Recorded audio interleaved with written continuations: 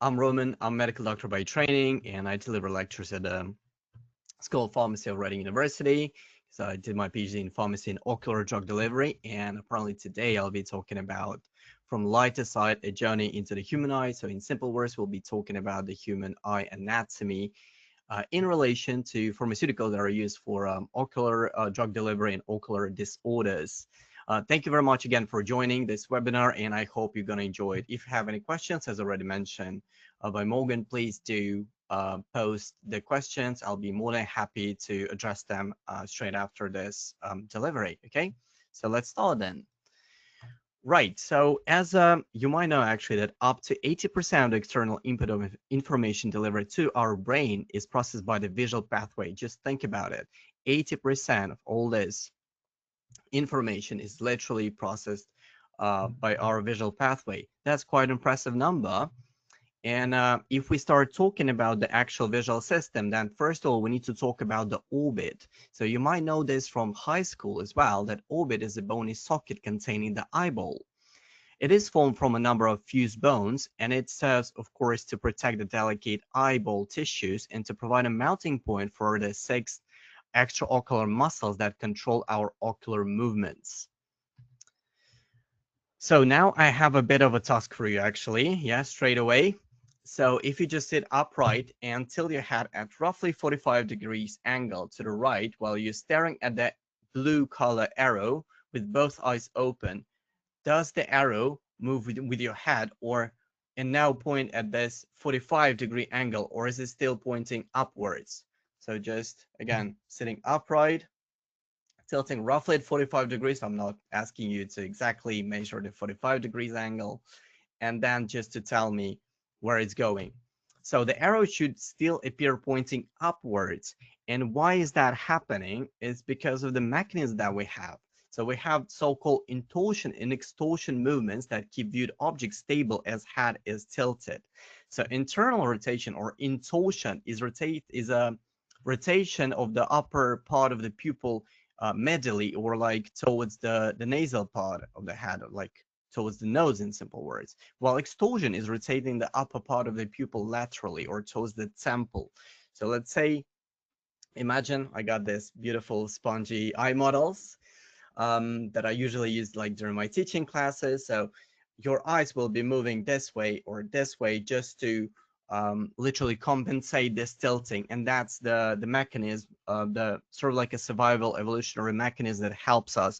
So when you're like running or doing some other like physical activities, you still have a stable picture in your retina, and that's because of again our because of our external extraocular muscles that are in use. So with this, the image again falls on the same part of the retina as before tilting the head. Now let's talk about the eye layers. They're also called tunics. So there are like a three main layers within our eyeball. The first one in the outest one is fibrous tunic, and it does contain sclera and cornea, while the middle one is called vascular tunic and does contain three main parts: iris, ciliary body, and choroid, while retina does contain, of course, the neural layer with cones and rods, and pigmented layer of the retina. Now let's talk just a bit more about these layers or about these tunics. So if we speak about the sclera, that's the tough white outer protective coat, which is also covered by clear conjunctiva. So when you look into someone's eyes, you see this white part of the eyeball, it is called sclera. While the cornea is the clear outer protective coat. So it's still part of the same tunic or the fibrous tunic. But it is a clear one. So, and why it's clear is just because there are no blood vessels in it, and it does allow to actually focus the light on the retina because it's quite high. It has like a quite high refractive index. Let's move on. So speaking about the iris, it does regulate the amount of light entering the eyeball. So in simple words, it does work like a diaphragm for the amount of light to enter the eyeball.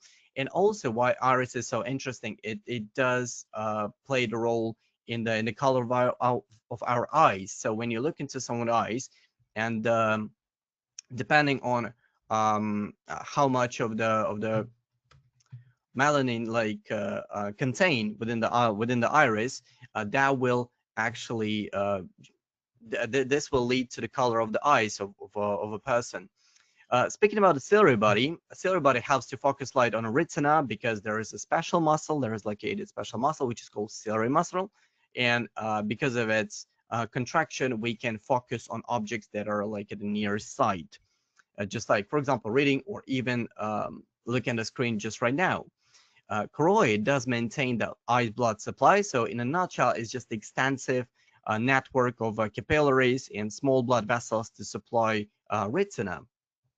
Now let's speak about the retina. Retina is the most important layer of the eyeball. It does contain a pigmented layer that does absorb extraneous light to prevent it from scattering within the eyeball, but it also does form the blood retinal barrier, which helps to protect our internal ocular tissues from any foreign bodies. And neural layer, of course, that does house the rods and cones, and which is actually responsible for our visual process. Let's move on. So now we're going to talk about tear production by the lacrimal gland. So there are three types of tears when we speak about the tear production. All of them are produced by lacrimal glands. There is a massive, like the main or primary lacrimal gland, but there are also like little ones, like it over here, and they usually produce the basal tears. So these basal tears, they play a vital role in maintaining a tear film on the corneal surface in this area for optical and metabolic purposes. Of course, there are reflex tears as well, and probably you've experienced in your life those as well. They are induced in response to chemical or mechanical irritation, cold, light, or even wind. When it's like a very windy weather outside, we might actually have some reflex tears as well. And of course, emotional ones. So if students are not doing really well with their studies, then they might end up having emotional ones, for example. Right. Let's move on. So now let's talk about the precorneal tear films. So the tear film, which actually covers the cornea, the clear part of that outer layer of the eyeball, does contain water, some sodium ions, antibodies, and lysozyme, and they play different roles in our corneal precorneal tear film. Just like antibodies and lysozyme will be responsible for protecting, for example, us from any sort of infections, and also there will be like different ions just to play the buffer role in the precorneal tear film. But when we speak about the actual layers of this precorneal tear film, there's a so-called three-layer theory. So our tear film does contain lipid layer, which is the outest one. Then the aqueous layer, which is like as you can tell, the biggest one, and actually quite bulky aqueous layer. As you can tell, since it's aqueous, it's more of a watery. And the mucus layer, which is the most internal one, or closest to our cornea. Now a bit of a question, so a very quick one. Imagine having two glasses, one with water, the other with a lipid layer on the top and water. So in which of these two glasses will water evaporate more quickly? So first is the glass with oil and water, and second is the glass without oil and just water. So, and let me just check the answers quickly. I'll try to.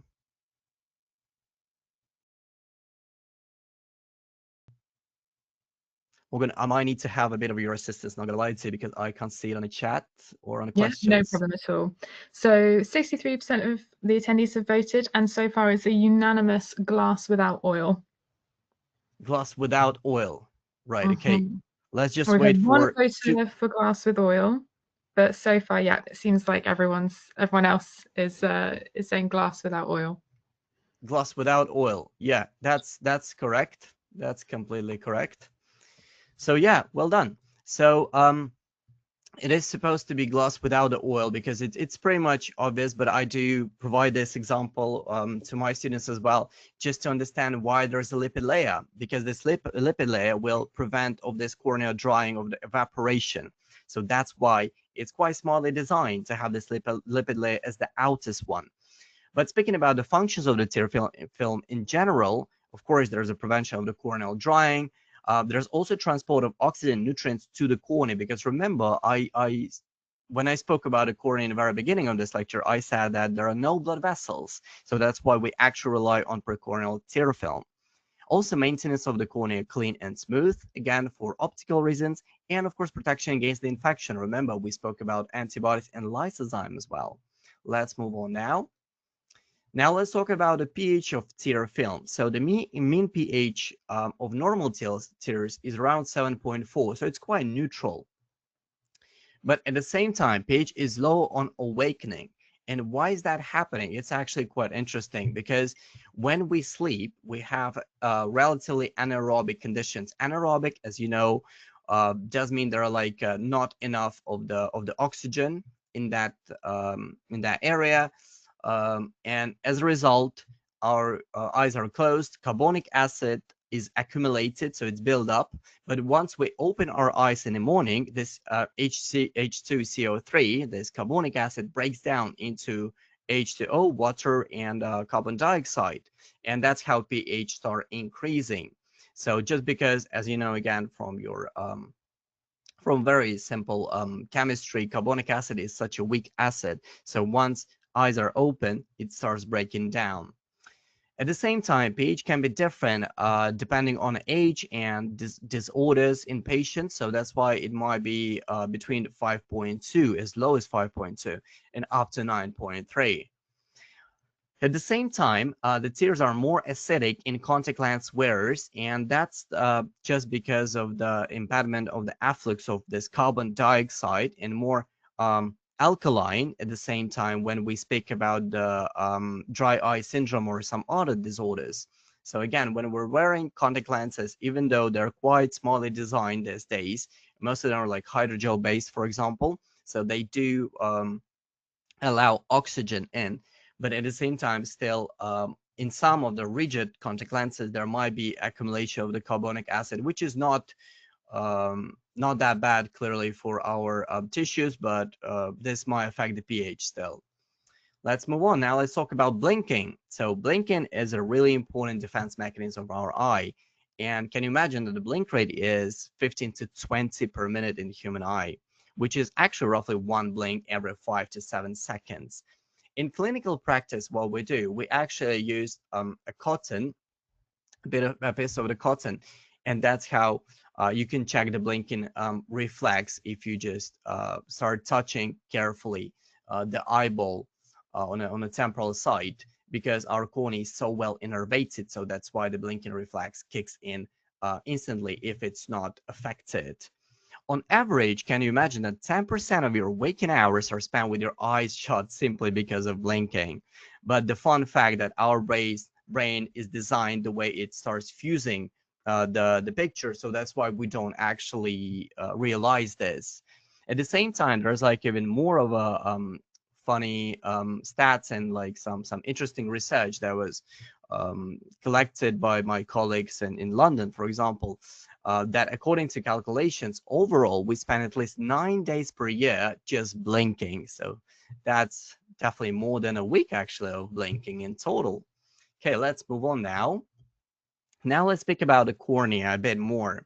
So that's the micrograph, so-called micrograph of the cornea, which is actually stained with a Duppy stain. I produced this micrograph during my research. And as you can tell, cornea is a quite complex structure. It does contain 5 layers. So, and the most external one, or the outest one, is called epithelium, while the very thin membrane is called Bowman's membrane.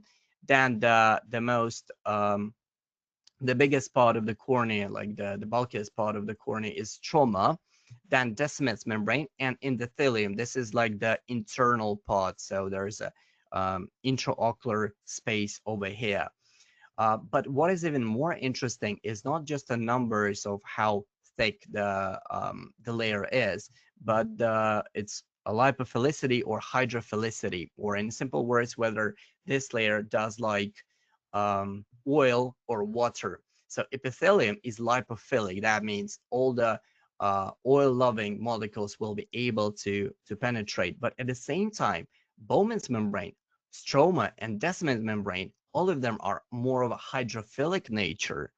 So at the same time, let's say we design a drug that will be able to go through the lipophilic layer just because of its lipophilic nature, and then it will just get stuck within this layer because it's hydrophilic. And moreover, on the top of that, endothelium is also lipophilic. So we have this sort of like a sandwich in terms of this smart design. And now I have a question, another question for you. I promise that's only the second question. Actually, that's the last question for this webinar. So how do you think, how much of the eye drops penetrates into the eyeball, or in simple words, will go through this structure? As you can tell, the structure is quite complex, is quite difficult to go through, but please guess the number.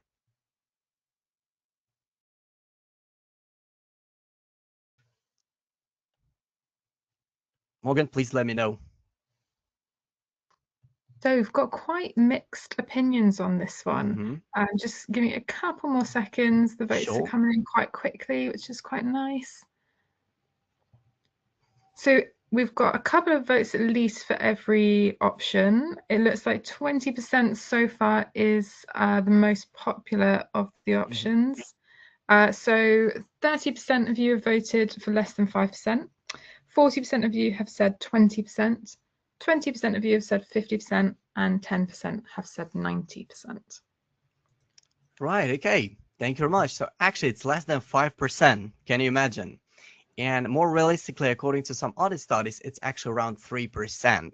Just 3% of this eye drop will actually go through the eyeball and will be able to saturate the cornea.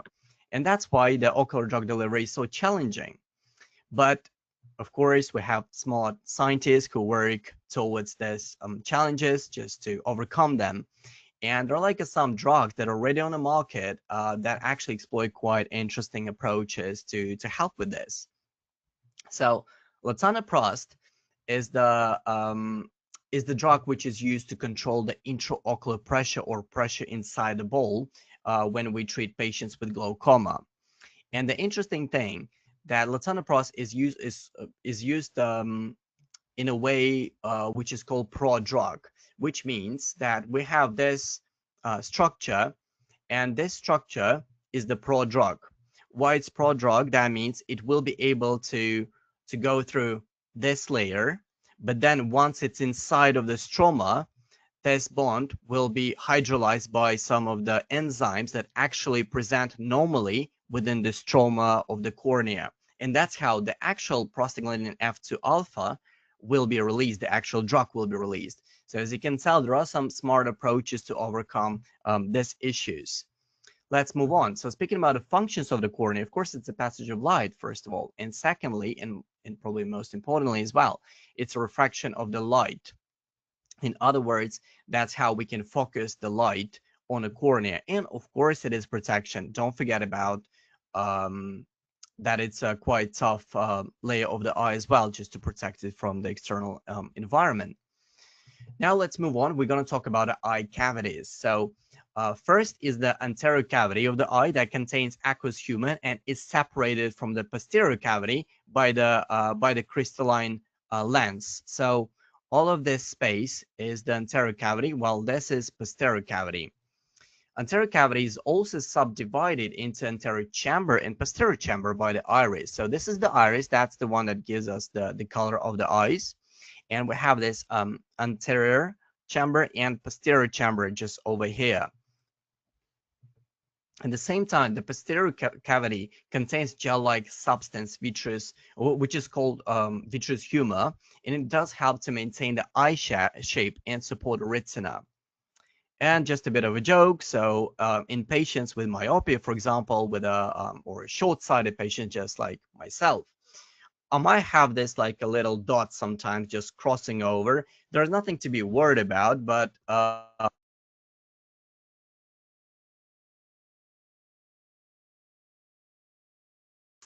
Roman, sorry, I think you've accidentally muted yourself. We lost you just after you said there's nothing to worry about.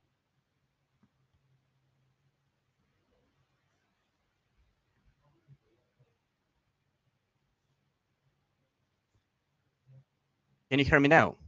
Perfect. Yes. Yeah. Oh, sorry. Yeah. So there's nothing to worry about about muting myself.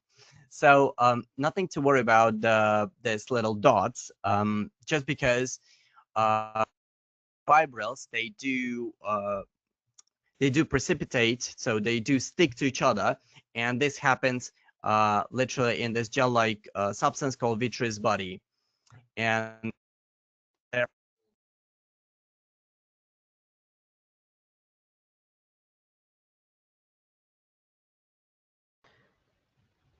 Raymond, you muted again. I'm not sure.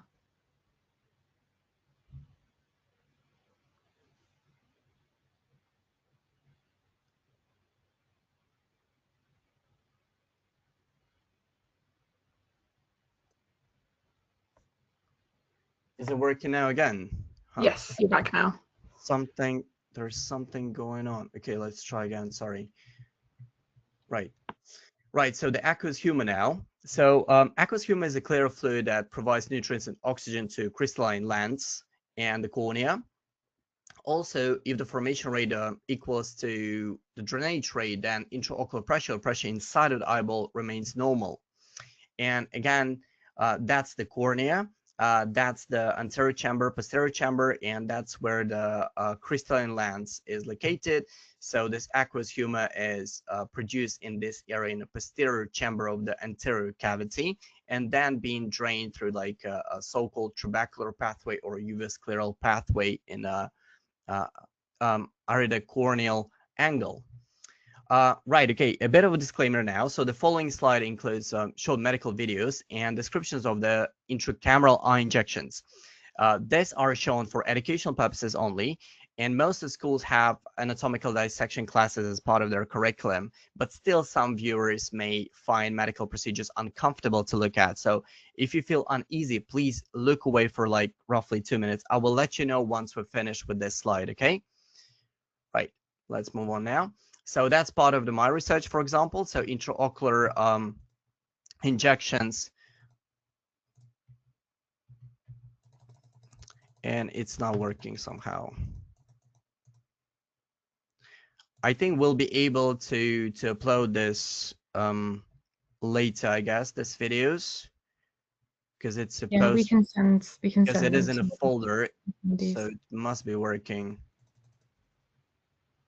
So the idea is that when we perform the injections, we literally inject our drug substance in the entire camera, which is like the first part just underneath this cornea. This is the bovine or like cow eyeballs, and we do perform these injections.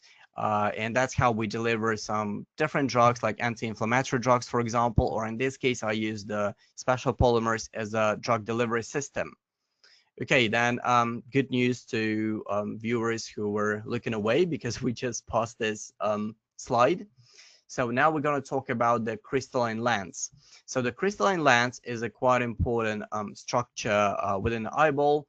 It is avascular, which means there are no blood vessels. It is clear, just to allow the passage of the light, and it's biconvex structure.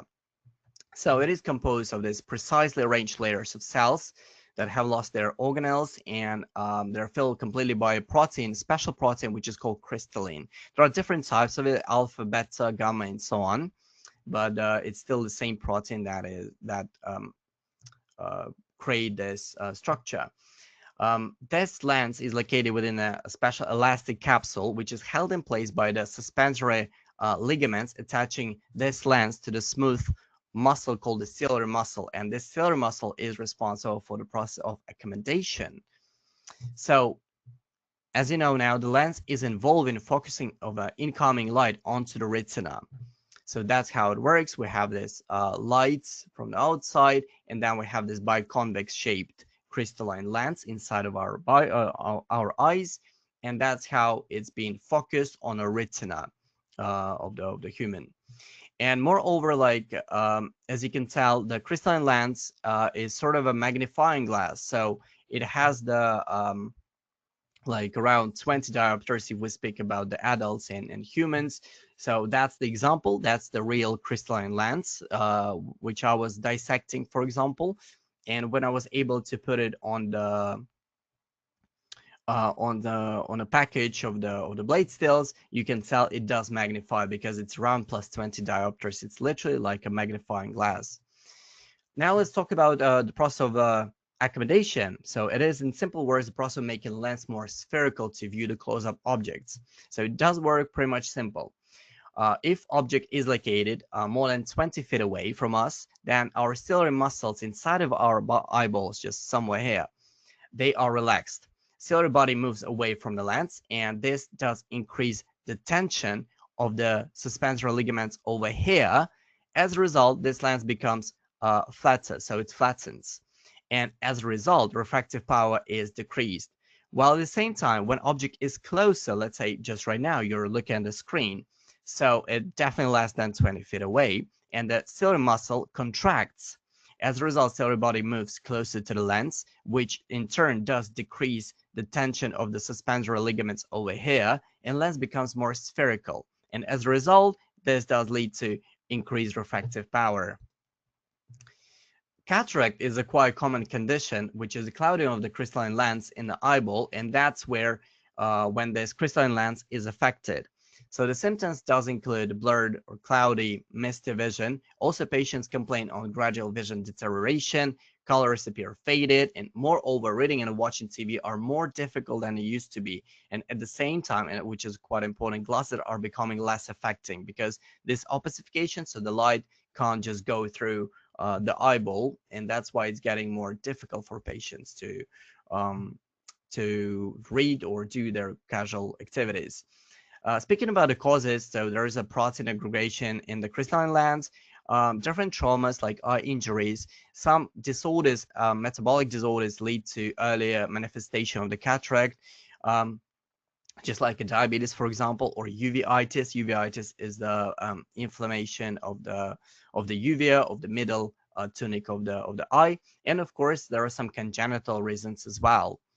But speaking about the treatment, there is a surgery that was introduced by Dr. Harold Ridley, so ophthalmologist who was the first person who actually created intraocular lens. Um, a special lens which is made of a literally plastic of a clear polymer that was introduced inside of the eyeball with the replacement of this opacified natural crystalline lens. And now these days, these operations are quite common. So, and they take usually around 30 minutes. The operation is called phacoemulsification, and it's it is relatively quick and easy way of helping patients with the cataract condition. Next, we're going to talk about the retina. So that's actually my own eyeball. So that's my own retina. And let's talk about different regions in the retina.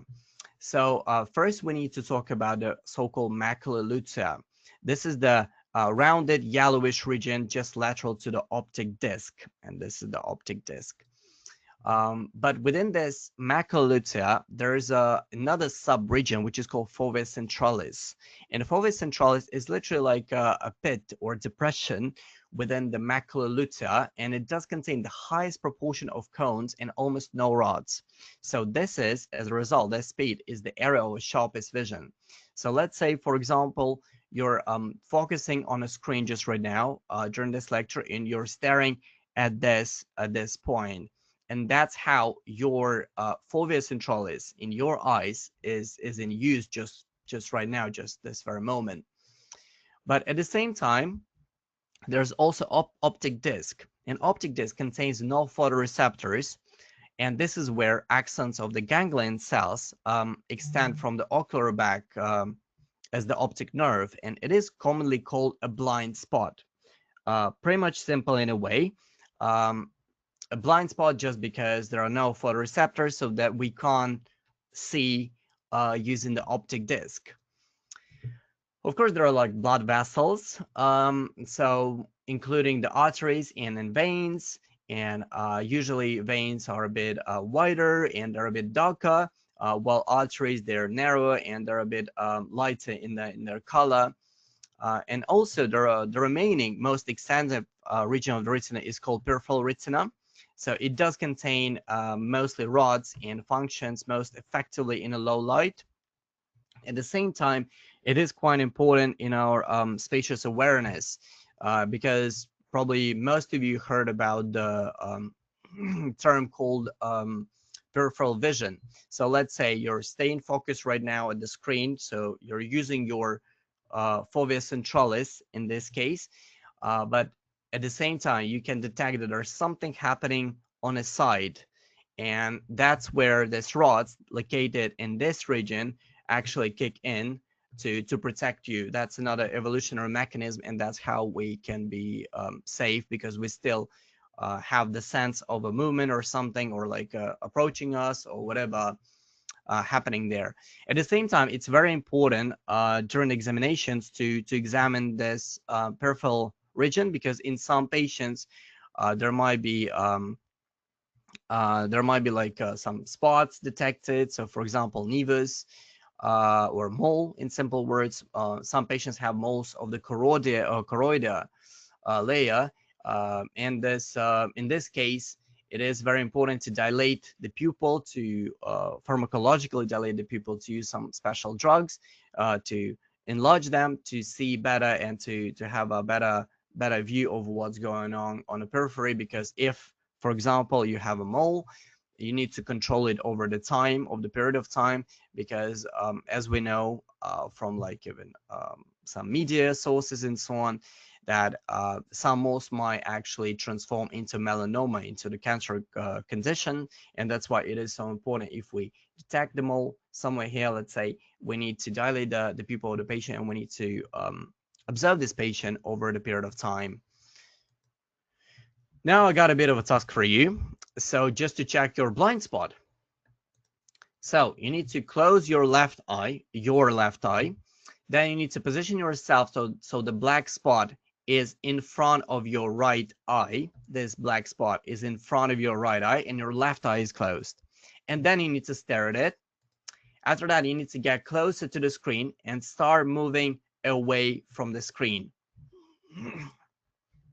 At roughly 6 inches, which is around 15 centimeters from your eye, the image of the plus on this side seems to disappear.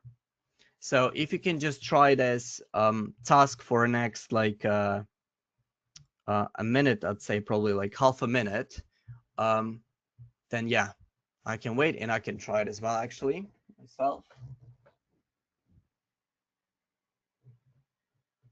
Yeah. I usually, like during the lectures, I usually print out as a handout this activity, and students actually enjoy playing, checking their own blind spots.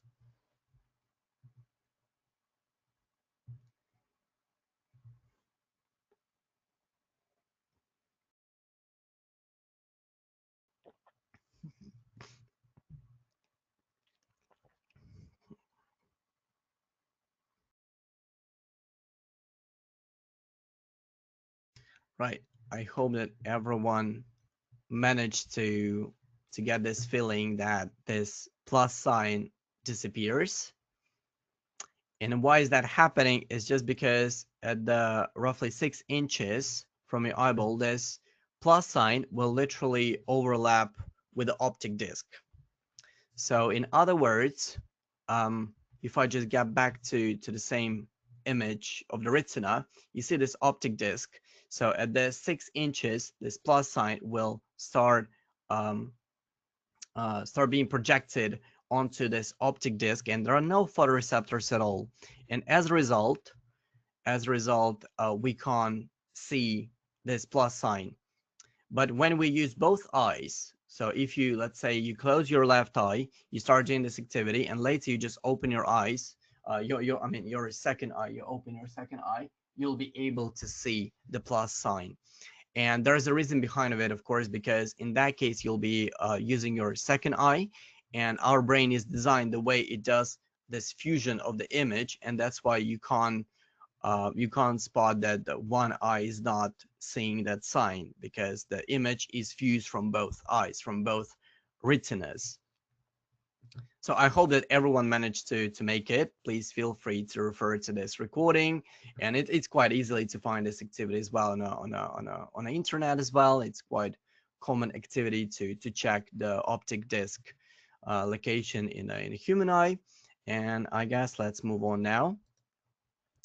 So now we're going to talk about the actual photoreceptors in our eyeball that responsible for our vision, or like our um, so when we speak about the rods, we need to talk that there are like over 100 million of rods in our eyeballs, and they're primarily located in the peripheral retina. So again, remember when I was talking about our peripheral vision, so we can detect some sort of movements or something. It's not the sharpest vision, but at least it does help us as, again, evolutionary mechanism to protect us from something approaching us or whatever.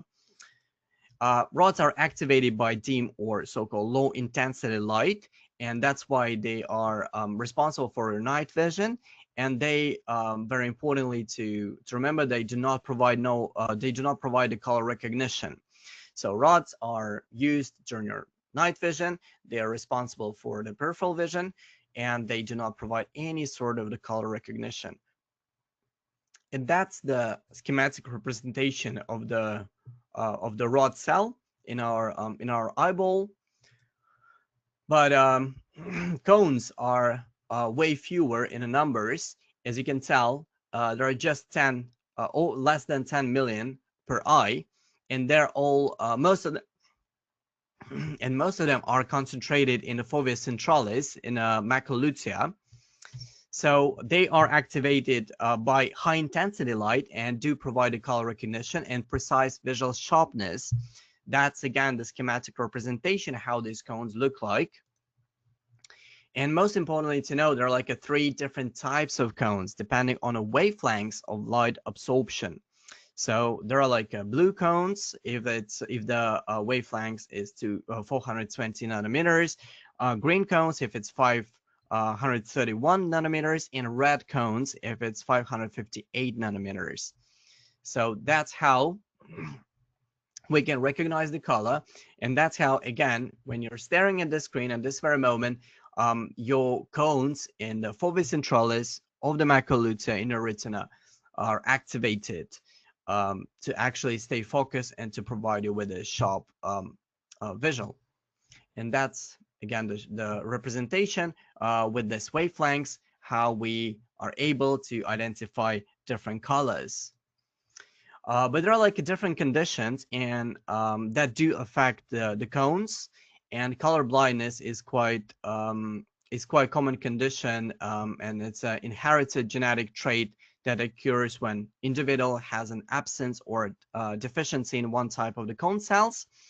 And the most common one is the X-linked recessive trait, which involves the red and green cone cells, resulting in a red-green color blindness. And there's a specially designed test that helps to detect this source of the color blindness. It was designed by a Japanese ophthalmologist called Ishihara. So this Ishihara test is designed to uh, present the patient cards with different numbers using different colors. And according to this test, patient needs to recognize every card or every number in simple words to pass this test. Usually this test is used in kids, and quite often it is used by optometrists, just like a part of the screening process. But of course, if optometrist, for example, does detect or like suspect any sort of the color blindness in a kid, then they would refer to ophthalmologist, where it will be, of course, repeated first of all, and then secondly, we'll be able to tell whether there's any deficiency exists. There are like a different types of it. There are more of a now more of a variations of this test exist as well. But Ishihara is a quite classic test which is used to detect the color blindness. And if you have some time, I would definitely recommend you to read this book called The Island of the Colorblind, which is written by British neurologist actually, and it's written in a quite simple and interesting way. And I guess that would be especially interested if you're somehow interested in ocular drug delivery or like ocular disorders. And of course, I would recommend this author for some other books that they also wrote, just like a migraine and so on, if you're interested in medicine in general. And the last bit we need to talk about is the visual pathways. So now we've been talking mostly about what's inside of the eyeball, all the structures. So the light was going through the cornea and reaching the retina, right? Now, once it's reached the retina, and once it's gone through this cones and rods, the special photoreceptor cells, then the signal will be sent down the optic nerve. So, or in other words, like axons of retinal ganglion cells, down this axons of retinal ganglion cells. Then there is a specific area called optic chiasm. So in this area, there will be the crossing of this tissues of this ways, and then the optic tract, and as a result, then this will end up in a primary visual cortex in our occipital lobe, and most of these structures are actually responsible for different sorts of the reflexes. But if we speak just entirely about the visual process itself, then the light will be reaching the retina, then will be going down the optic nerve, then this crossing part of the fibers will be crossing and ending up in a very back of our brain, where the actual fusion, as I already told you, fusion of the images is happening. So in simple words, we do see with our brains. And the interesting thing also, when we check the visual fields. So there is a specific type of the equipment, specific type of a test, where you cover your left or right eye and then start testing whether you see any light. So probably maybe some of you had this test like an optician, for example, and that's how the screening is also done in terms of any damages across the entire pathway. So for example, if we have like any damage at this level, then there will be no vision in our left eye. So and there will be like the entire blockage happening. And what might happen here, for example, some tumors, some neuritis, some inflammations of the optic nerve, for example. Also in a optic chiasm area, there might be some other disorders again, like some tumors, some buildup that will be compressing or like putting the pressure, in simple words, on this area, and that will be observed and when we use this field test machine. And that's how we can figure out where exactly the process might be located before we actually do some way more advanced technique, just like MRI and so on, just to check which exact region might be affected. And just because we use both of our eyes, we have this so-called binocular vision, or in simple words, we use two of our oculi, or like our eyes, and that's how we can see. But if we just close one eye, then we'll have monocular vision, or just vision with one eye. Thank you very much for listening, and I'm more than happy to answer your questions. And sorry that the videos didn't work straight away. Amazing. Thank you, Roman. That was really interesting. To me, as a layman, very, very interesting. So I hope for you guys who are a bit more knowledgeable than me, I'm sure, you also have some things to pick up on. Just a reminder that you can submit your questions in the questions tab. Thank you to everyone who's asked questions already. No question is a silly question. So to kick off then, is it possible to reverse big damage to an eye? It really depends, to be honest with you. Thank you for the question. There are some interesting cases sometimes. So in simple words, in simple words, it really depends on the nature of this damage. If it's like a trauma and complete cut of the optic nerve, for example, then I would say unfortunately it's that there is like almost no chance. If it's a neuritis, for example, like inflammation of the optic nerve, for example, in that case, there are some chances, and sometimes we might think that it might be irreversible process or something, and somehow it becomes reversible and patient actually um, get back to initial parameters, and recover.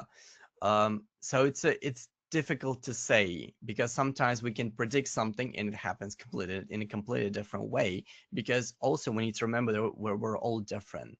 We have different like capacities. We have different, I mean, slightly different biochemistry. Let's put it this way. And in some people, actually, recovery might happen in a better way, I'd say. Great, thank you. And in a similar vein, do you think it will be possible to totally reverse eyesight loss in the future, the way the science is going? There are like there is interesting research going, especially with the so-called artificial retina, where the specially designed, like sort of a microcomputer, if I can just simplify it, are installed in the eyeball, and they do show promising results.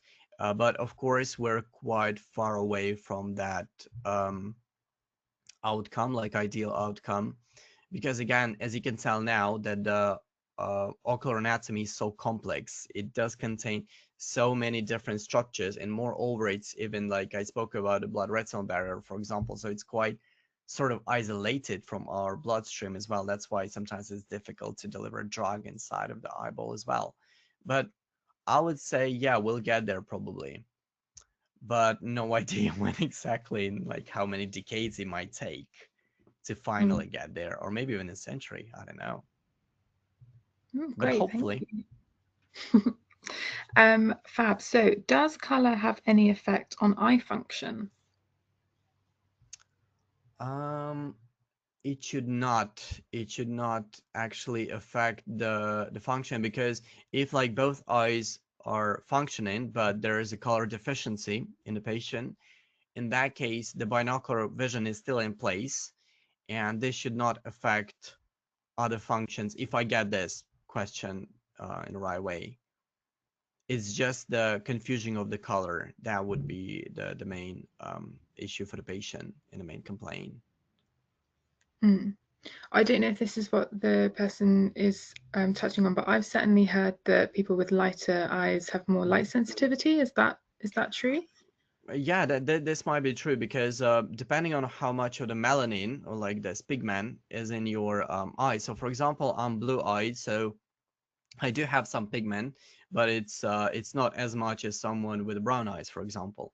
And if you have like no pigment at all, just like in patients with albinism, for example, or like people with albinism, in that case, there'll be more of a light getting inside of the eye, which will lead to this light sensitivity in these patients.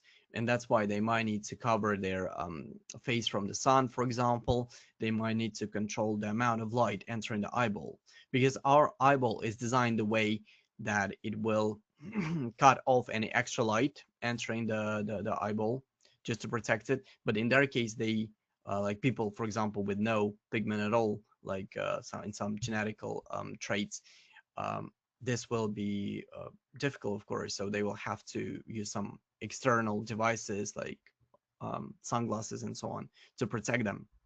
So it is true. Great, thank you. We've also had quite a few people just commenting to say thank you very much and how interesting they found the Mhm. session. So that's really lovely to hear. We have another question here. I may butcher the pronunciation. How is a normal healthy eye different when compared to someone with myopia or hyperopia? Or What hyperopia. Okay. what Sorry. changes and what causes those changes? So myopia is like short-sightedness, just like in my case, for example. That means that I can read at a short sight distance, or like a short distance, but I can't see properly at a long distance. while hyperopia is when you it's called farsightedness. So it's they can still see at the close-up objects, for example, they can still see them, but at the same time they can see the far distance, and it's all related to their ciliary muscle in the capacity of ciliary muscle inside of the eyeball. Speaking about myopia, so it all depends where the light will be focusing on a retina, because if we have a normal eye with a ametropy, so called, when we have like a perfect condition, like healthy eyes in other words, then the light will be focusing on the retina. Well, in those conditions I already mentioned, it will be either before the retina, focusing before the retina, or after the retina, or after the eyeball. Um, Also speaking more about this condition, just like in myopia, in short-sightedness, the eyeball will be elongating. So it will be elongating, and that's why the light will not be able to reach the retina to be focused properly. Speaking about the causes, well, to be fair, there is still discussion ongoing. But of course, like the massive one is the genetic traits. There are some theories that claim that this work at the um, short distance without any breaks or something might lead to progression of myopia as well. But I would still probably suggest that it's mostly the genetical mechanism that actually initiate this cascade of biochemical reactions with the elongations of the eyeball when the and that's what lead to myopia. But again, there is some research and some theories that actually claim that, it's just because we work at a short distance all the time, especially like these days, and that's why myopia is a quite of a pandemic these days. We have so many kids with myopia because we no longer go for a walk. We usually like stare at the screen, whether it's a computer screen like right now, or our iPhones, whatever. I hope this Great, makes thank sense. you. Thank you very much. So the next question we have then is, as the eye is a protected organ, how does a pharmacist ensure that a patient is actually getting the right dose, given that the eye can only hold about 7 to 9 microliters of fluid? That's a good one, actually. The thing is, the most precise way of delivering drug is injectable. So in other words, when we can inject it with a needle inside of the eyeball, then we can definitely control how much. But when we use the so-called topical drug delivery, which means eye drops, for example. So we apply the eye drops, and we kind of guess that it should be around 5% of this drug getting inside. But to be fair, again, there are like a clinical trials. There are like a when we test different drugs, formulations, and so on, we do have like a preclinical assessment first. So in different ex vivo models, like in vivo models as well. Um, but then we have to test also in real human subjects and clinical trials, and that's how they manage to figure out, yeah, it should be like within this range. But also keep in mind we're all different again. So in one patient, this enzymes, for example, within the cornea might be expressed better, which means, or like at higher levels, and that means that this will be working slightly better in one patient rather than another. So there is still no like universal solution or something, I'd say. And even with injectables, it still might be different, but we just rely on a data that was produced during the clinical trials. I hope this makes sense. Thank you. Just to say, I've put a message in the chat, but just to say to everyone, if you haven't seen it, thank you so much for all the questions. It's looking unlikely that we'll get around to all of them in the session, but pop your question in regardless, and we'll make sure to email you with a response. So the next question that we have is, since the eye has muscles, can it be strengthened to prevent sight loss, which might be likely due to genetics? So since the eye has muscles, can they be strengthened to prevent sight loss, and does it have anything to do with genetics? Sight loss is usually not related to the eye muscles strength. Um, Unless we speak, for example, about strabismus, like squint, for example, in that case, just because the light, oncoming light will not be focused on a retina of one eye, that eye might be classified as a lazy eye. Then with the amblyopia, it's like a special condition which is seen in kids, and as a result, this might lead to amblyopia, so there will be like a very limited vision in the affected eye. There are like different techniques. There are different techniques where the eyeball is patched, for example, or like covered to help with the amblyopia, and there is like a data. There are data to support this approach that actually it helps to improve the condition in those patients. Um, but speaking about like if we speak about even about again strabismus, at some point more often we need to perform the surgery still.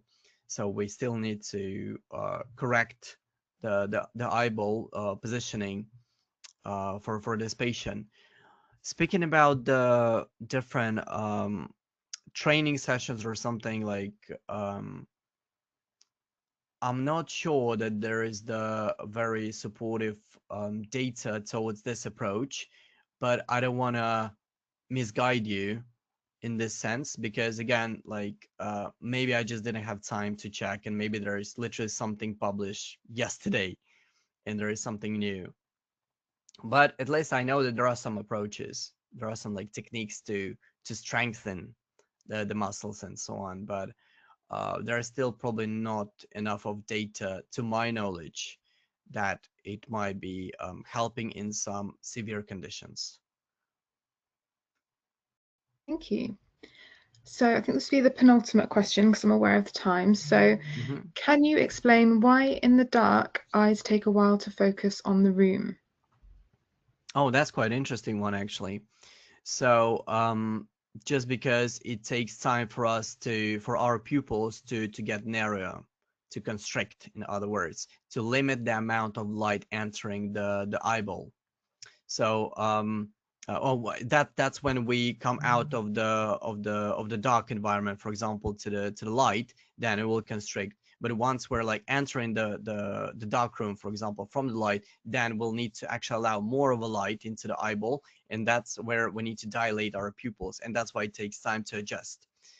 There's an interesting theory, it might be even myth, but that the pirates used to cover their one of their eye with an eye patch, just because when they're like going down into the darker parts of their ship, they were able to see clearly straight away because they were able just to switch the eye patch, and that's how they got adjusted like very quickly. But again, this might be just like a joke or something. No one actually checked it properly, I'd say. But the mechanism is actually true because it's all about our iris, which acts as a diaphragm to adjust the amount of light entering the eyeball. Amazing, thank you. So the last question then, Mhm. what causes lens to become stiffer in older people? I guess that the condition you're talking about is the cataract. So there's mostly the opacification happening. It also becomes like slightly stiffer or something, but it's related to protein aggregation, and it usually happens under normal conditions in patients after like 50, 60 years old. um, so this aggregation does happen naturally. It's a physiological process, and that's when we need to perform the operation. But to be fair, at the same time, at least once in my practice, I saw the patient of I don't want to misguide you. I think like 80 years old, and apparently that patient did not have any sign of a cataract. And I was quite shocked because it's very, very rare. So it also depends on one's biochemistry again. Because again, don't forget that we were still different. but in most of the population, there will be still opacification observed after like 50-60.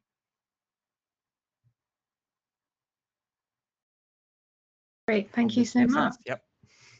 Fantastic. So thank you all for spending this hour with us. I hope that it was informative. It was certainly informative for me, and based on your responses in the questions tab, it seems like you've all really enjoyed this as well. So big thank you to you, Roman.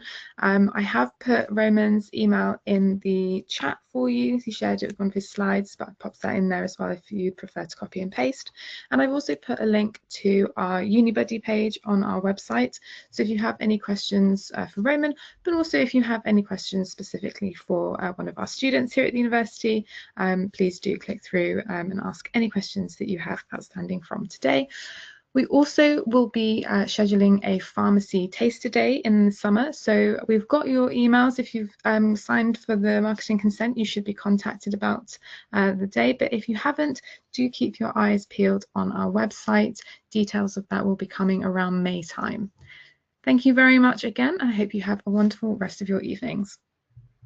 Thanks, everyone. And thank you, Morgan, for your assistance.